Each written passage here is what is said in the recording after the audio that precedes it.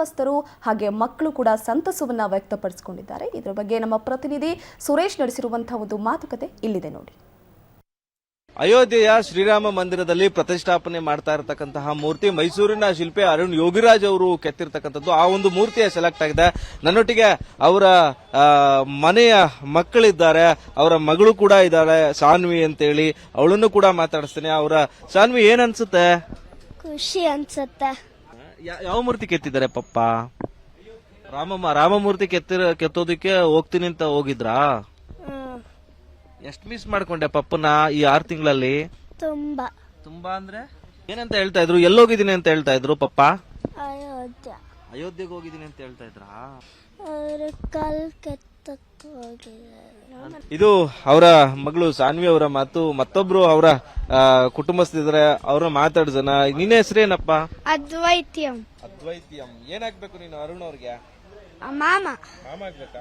ಈಗ ನಿಮ್ ಮಾಮ ಮೂರ್ತಿ ಕೆತ್ತಿದಾರಲ್ಲ, ಏನಂತ ಅನ್ಸುತ್ತೆ? ನಮ್ಮ ಮಾಮ ಬಾಲರಾಮ ಮಾಡೋದಕ್ಕೆ ತುಂಬಾ ತುಂಬಾ ಖುಷಿ, ಹೆಮ್ಮೆ ಪಡ್ತೀವಿ.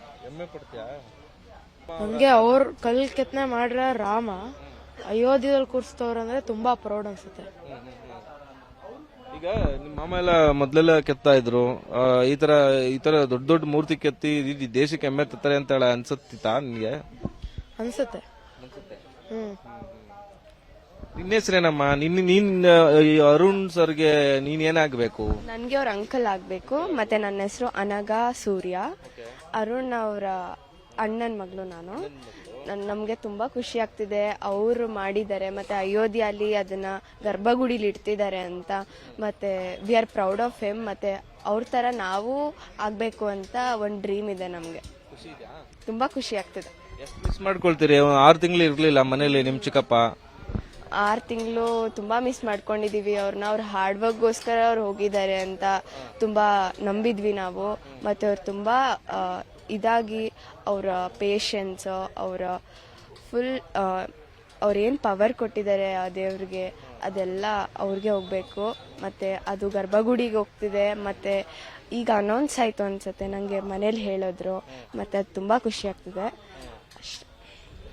ಇದು ಶಿಲ್ಪಿ ಅರುಣ್ ಯೋಗಿರಾಜ್ ಅವರ ಮನೆಯ ಮುಂದಿನ ಪೀಳಿಗೆಯ ಆಧಾರ ಸ್ತಂಭಗಳು.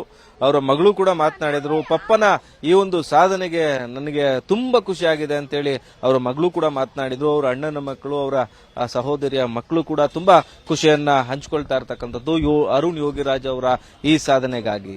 ಕ್ಯಾಮರಾಮನ್ ಧನು ಜೊತೆ Suresh B, power TV, Mysuru.